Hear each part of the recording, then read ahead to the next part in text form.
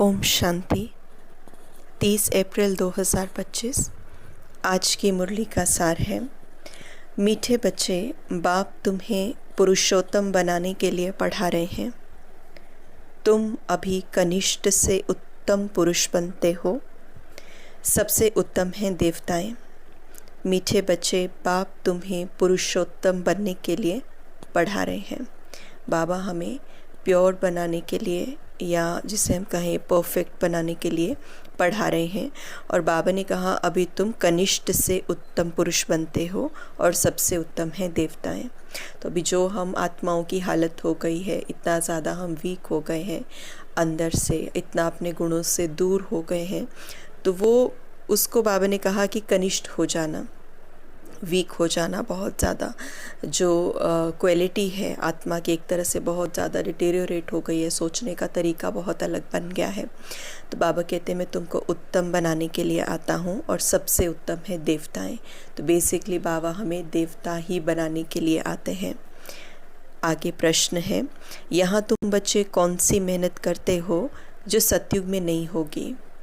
यहाँ तुम बच्चे कौन सी मेहनत करते हो जो सतयुग में नहीं होगी?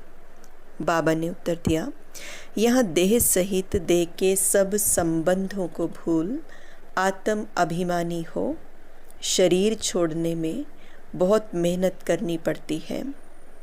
सतयुग में बिना मेहनत बैठे बैठे शरीर छोड़ देंगे।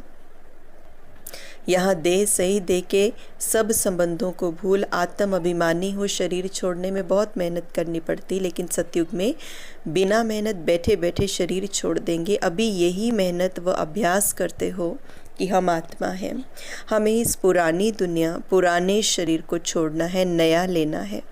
सतयुग में इस अभ्यास की ज़रूरत नहीं है, क्योंकि सतयुग में हम ऑलरेडी सोल कॉन्शियसनेस स्टेज पे होंगे।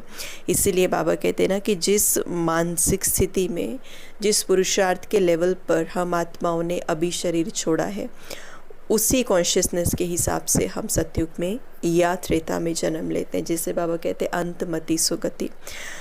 तो इस जीवन में जब आत्मा ज्ञान ले लेती है, ब्राह्मण जीवन में जब ज्ञान प्राप्त कर लेती है, तो ज्ञान प्राप्त करने के बाद हमारा मेन काम, मेन एफर्ट क्या हो जाता है कि खुद को खुद के ओरिजिनल स्वरूप में स्थित रखना। मैं कौन हूँ? मैं आत्मा हूँ।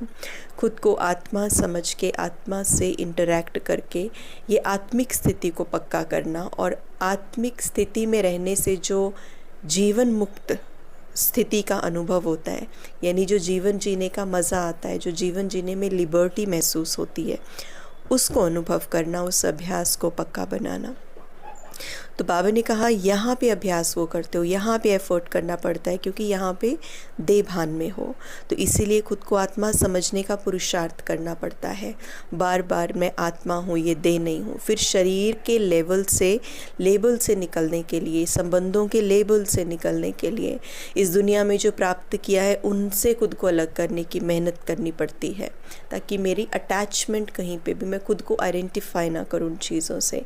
लेकिन बाबा ने कहा जब ये सारी चीज़ें हो जाती हैं, तो ऑब्वियसली जब मैं आत्मा अपने ओरिजिनल स्थिति में आ जाती हूँ, जब शरीर छोड़ती हूँ, तो सतयुग में तो वो बड़ा नेचुरल हो जाएगा, क्योंकि मैं आत्मा अपने संस्कार लेके ही तो जाऊँगी। तो इसीलिए सतयुग में मैं आत्मा, मुझे इसका एफर्ट नहीं करना पड़ेगा, मैं आत्मा हूँ, या किसी भी प्रकार का अभ्यास नहीं करना पड़ेगा। तो इसीलिए बाबा ने कहा कि ये अभ्यास की ज़रूरत तो सतयुग में है नहीं। तो ये मेहनत अभी की है कि मैं कौन हूँ।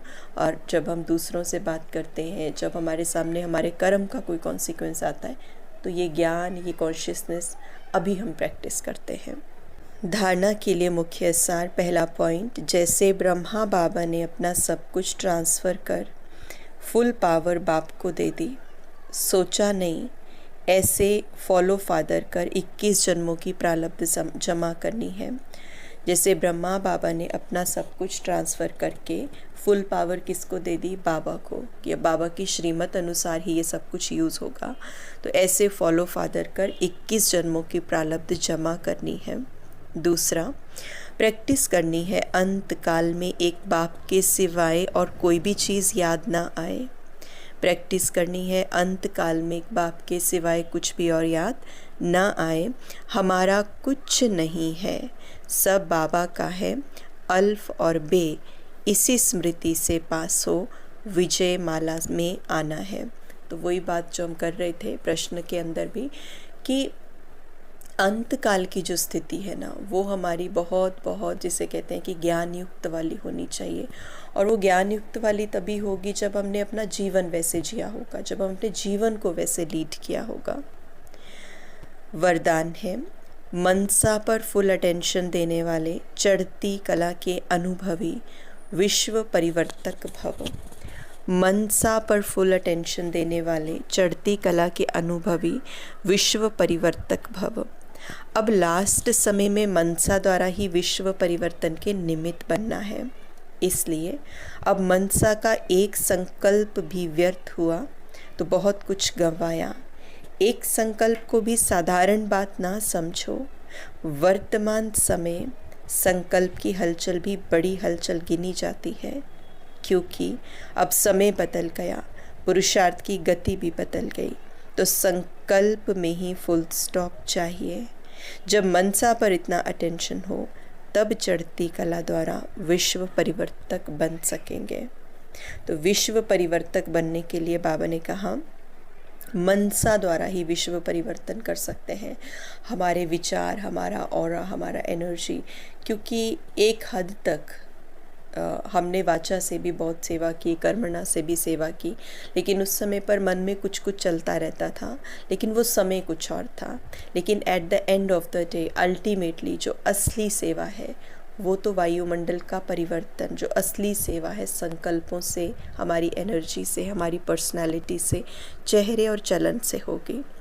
क्यों?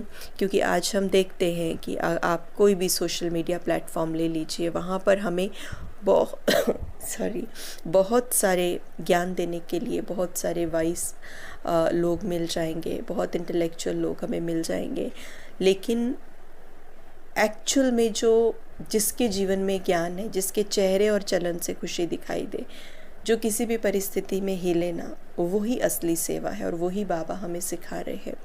तो ज्ञान तो हम में भी सबको है, लेकिन हमारे जीवन में वो धारणा के रूप में कितना आया है, मन के संकल्प कितने बदले हैं, हमारे इंटेंशंस कितने बदले हैं, बिलीव्स कितने बदले हैं, विचारधाराएं कितनी बदली हैं, ये ज़रूरी है।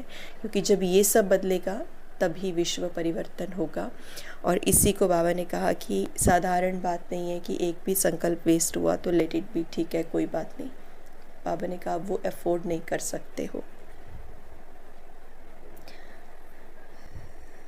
स्लोगन है, कर्म में योग का अनुभव होना अर्थात कर्म योगी बनना।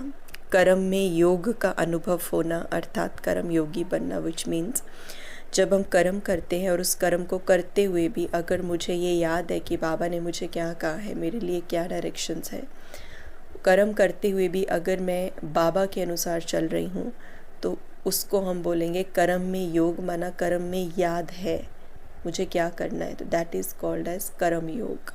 तो बाबा ने कहा जब हम कर्म में उस याद को मिला देते हैं, परमात्म याद को, परमात्म प्यार को, परमात्म डायरेक्शन को, परमात्म शक्तियों को, तो वो कर्म योगी बन जाना है। अव्यक्त इशारे, कंबाइंड रूप की स्मृति से सदा विजयी बनो, आप और बाप। इस कंबाइंड रूप का अनुभव करते सदा शुभ भावना, श्रेष्ठ कामना, श्रेष्ठ वाणी, श्रेष्ठ दृष्टि, श्रेष्ठ कर्म द्वारा विश्व कल्याणकारी स्वरूप का अनुभव करो। आप और बाप, कंबाइंड रूप, इसका मतलब क्या है कि मैं आत्मा बाप जैसी हूँ, कंबाइंड रूप। तो ऐसा अनुभव करते सदा शुभ भावना का, श्रेष्ठ कामना का, श्रेष्ठ वाणी, श्रेष्ठ दृष्टि, श्रेष्ठ कर्म द्वारा विश्व कल्याणकारी स्वरूप का अनुभव करो, तो सेकंड में सर्व समस्याओं का समाधान कर सकेंगे। सदा एक स्लोगन याद रखना, न समस्या बनेंगे न समस्या को देख डगमग होंगे। ब्यूटीफुल, न समस्या बनेंगे न समस्या को देख डगमग होंगे, स्वयं भी समाधान स्वरूप रहेंगे और दूसरों को भी समाधान देंगे। तो ये स्लोगन बड़ा सुंदर बाबा ने बताया कि ना मुझे समस्या किसी के लिए बनना है, ना मैं समस्या को देखकर कभी डगमग होऊंगा, खुद भी मैं समाधान स्वरूप, which means always solution oriented approach, हमेशा समाधान स्वरूप बनेंगे और दूसरों को भी समाधान देंगे, उनको भी उलझाएंगे नहीं। ये स्मृति सफलता स्वरूप बना देगी। तो आज हम ये स्लोगन पकड़ लेंगे कि मुझे हमेशा ही समाधान स्वरूप बनना है, दूसरों को भी समाधान देना है, मुझे कभी भी ना किसी के लिए समस्या रूप बनना है, ना मेरे सामने अगर कभी कोई समस्या आ जाए तो मुझे उसको देख के कभी भी डगमग नहीं होना, हलचल में नहीं आना।